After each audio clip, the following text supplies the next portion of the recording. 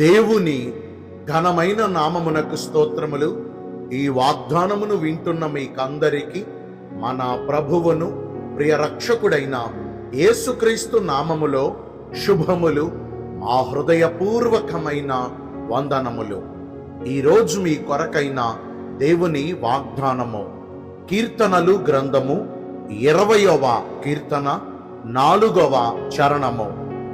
నీ కోరికను సిద్ధింపజేసి నీ ఆలోచన యావత్తును సఫలపరచునుగాక. మంచి దేవుడైన యేసయ్య ఈ మంచి వాగ్దానమును నిశ్చయముగా నేడు మనందరి జీవితములలో నెరవేర్చునుగాక. ఆమేన్. ఈ వాగ్దానాన్ని వింటున్న ప్రియ దైవ జనాంగమా, మన దేవుడు మన పక్షముగా ఉండి మనము ఆయన సన్నిధిని సమీపించి ఆయనను కోరినవన్నీయు ఆయనను వేడుకున్నవన్నీయు నిశ్చయముగా మనకు అనుగ్రహిస్తారు.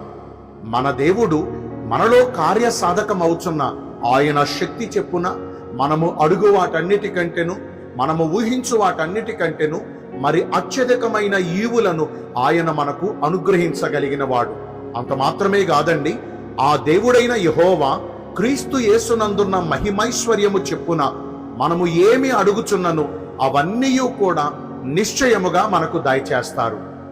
మరి నేడు ఈ వాగ్దానాన్ని వింటున్న ప్రియ దైవ జనాంగమా, మన దేవుని యొద్దకు మనము వచ్చి ఆయనను వేడుకున్నవన్నీ ఆయన ఎదుట మనము చేసిన ప్రార్థనలన్నిటినీ సఫలపరచుచు మన కోరికను సిద్ధింపజేసి మన ఆలోచనలన్నిటినీ కూడా ఆయన అంగీకరించి నెరవేర్చాలంటే మనము గ్రహించాల్సిన మొదటి విషయము, మన కోరికలన్నీ తృప్తిపరచబడినట్లుగా మనము కూడా దేవుడు కోరికను నెరవేర్చగలగాలి. దేవుడు కోరినట్లుగా మనము జీవించగలిగితే, దేవుడు కోరినట్లుగా మనము ప్రవర్తించగలిగితే మన కోరికలన్నిటినీ ఆయన నిశ్చయముగా నెరవేరుస్తారు. మనకు ఒక అలవాటు ఉందండి, ఎంతసేపు మన కోరికలను కోరటం, మన ప్రార్థనలలో మన అక్కరలను అడగటం, మనకు అవసరమైనవన్నీ ప్రభు పాదాల ముందు ప్రజెంట్ చేయటం మనం నేర్చుకున్నాం. దేవుడు ఇచ్చేవన్నీ మనం పొందుకుంటాం, మనం తెలుసుకున్నాం. కానీ ఏనాడైనా ఏ ఒక్కరైనా నేను కోరినవన్నీ నాకు దయచేస్తున్న యేసయ్య, అసలు నా ద్వారా మీరేమి కోరుతున్నారు, నేను ఎలాగున ఉండుట మీరు కోరుతున్నారు, నా విషయములో మీరేమి ఆశిస్తున్నారు అని ఎప్పుడైనా మనం ప్రభువుని అడిగామా? ఈ రోజున ఈ వాగ్దానం ద్వారా ప్రభు మనకు సెలవిస్తున్నారు, మనము కోరినవన్నీ కాదనకుండా ప్రభు మనకు దయచేయాలంటే ఆయన కోరినట్లుగా మనము జీవించాలి. మరి మన విషయములో దేవుడు ఏమి కోరుతున్నారు?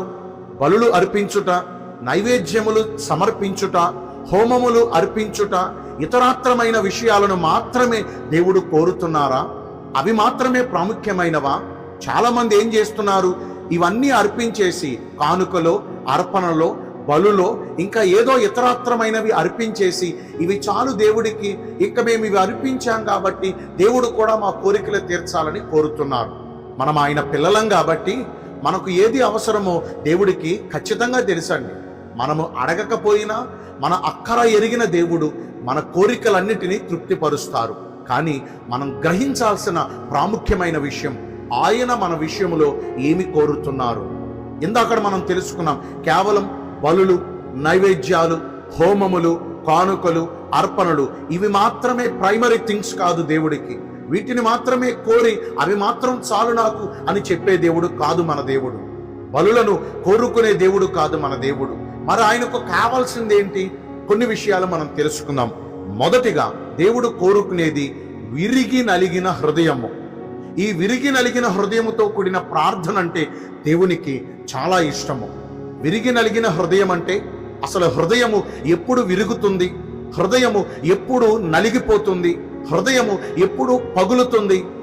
మనము చేసిన పాపాలు, మనము చేసిన దోషాలు, మనము చేసిన అతిక్రమ క్రియలు, దేవునికి ఇష్టము లేని పనులు, ఇవన్నీ తప్పు అని మనకు తెలిసినప్పుడు మనము పశ్చాత్తాపడతాం. చూడండి, ఆ పశ్చాత్తాప హృదయం అంటే, ఆ కన్నీళ్ల పర్యంతమై మనం చేసే ప్రార్థన అంటే ప్రభుకి ఎంతో ఇష్టం.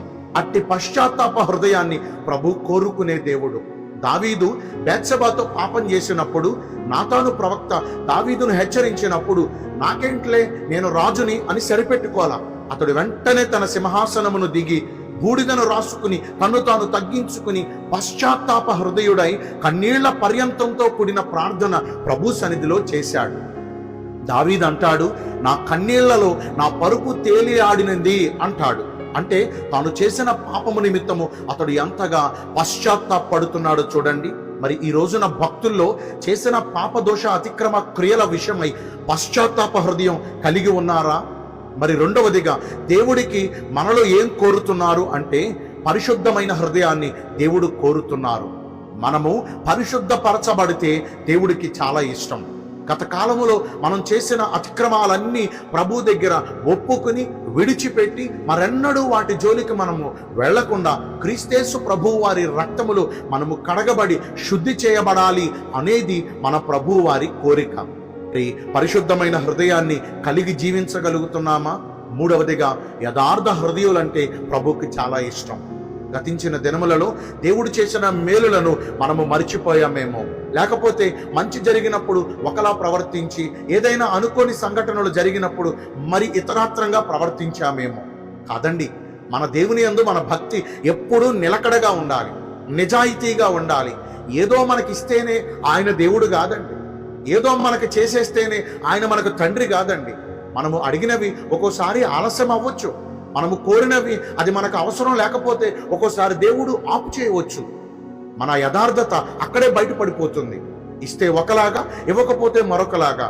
మరి మన భక్తుడైన యోబును ఒకసారి జ్ఞాపకం చేసుకోండి. అన్నీ కలిగినప్పుడు ఎలా భక్తి చేశాడో, సర్వస్వం కోల్పోయినప్పుడు కూడా తన భక్తిని ఇంకా పెంచాడు. తన యథార్థతను బట్టే దేవుడు కొంత పరీక్ష పెట్టినా కొంతకాలానికి 2 అంతలు అధికంగా యోబును ఆశీర్వదించారు. ఈ నూతన సంవత్సరంలోనికి అడుగుపెట్టిన ప్రియ దైవ జనాంగమా, మనము దేవుడు కోరినవన్నీ ఆయనకు ఇవ్వగలిగితే మనము కోరినవన్నీ ప్రభు మనకిస్తారు.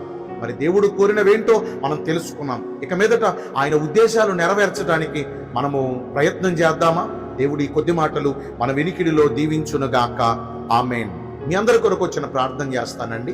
పరిశుద్ధుడా, ప్రేమ కలిగిన యేసురాజా, మీ కృపగల ఘనమైన నామమును బట్టి నిండు మనసుతో కోట్ల కొలదిగా మీకు మా కృతజ్ఞత స్తుతులు స్తోత్రములు వందనాలు చెల్లిస్తున్నాము. మేము కోరినవన్నీ మీరు మాకు దయచేయాలంటే మీరు కోరినట్లుగా మేము జీవించాలని ఈరోజు వాగ్దానము ద్వారా తెలుసుకున్నాం. తెలిసిన ప్రకారము మేము జీవించి ఈ వాగ్దాన ఫలమును పొందుకునే కృప నేడు మాకందరికీ దయచేయండి. ఈ రోజున ఎందరైతే పుట్టిన రోజులను, వివాహ దినములను, ఇతరమైన శుభకార్యములను జరిగించుకుంటున్నారో వారందరికీ మెండైన దీవెనలు కుమ్మరించమని, మీ రాకడ కొరకు మమ్మను సిద్ధపరచమని యేసుక్రీస్తు ప్రశస్త నామమున ప్రార్థించి వేడుకొనుచున్నాను మా ప్రియ పరలోకపు తండ్రి. ఆమేన్. May God bless you all. Thank you.